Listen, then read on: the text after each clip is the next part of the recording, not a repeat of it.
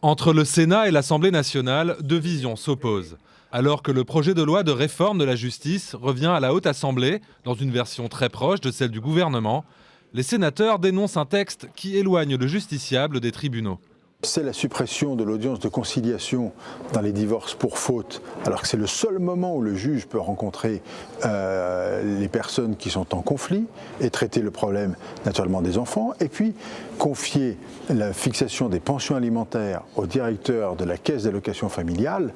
Je ne nie pas que celui-ci ait du talent, mais il n'est pas magistrat, donc ça n'est pas possible. En deuxième lecture, les sénateurs vont donc à nouveau largement amender le texte.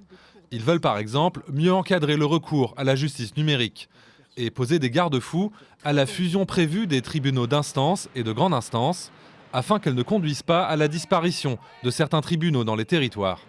À l'unisson avec le Sénat, c'est l'ensemble des représentants des professionnels de la justice qui dénoncent la rationalisation à outrance à l'œuvre dans le texte du gouvernement. Quand la justice s'éloigne, elle se fissure. Si pour accéder au juge, il faut franchir un certain nombre d'étapes, que ce soit un nombre de kilomètres ou des dossiers, ou utiliser exclusivement le numérique, ou saisir le juge uniquement par voie numérique, vous avez une rupture qui se fait.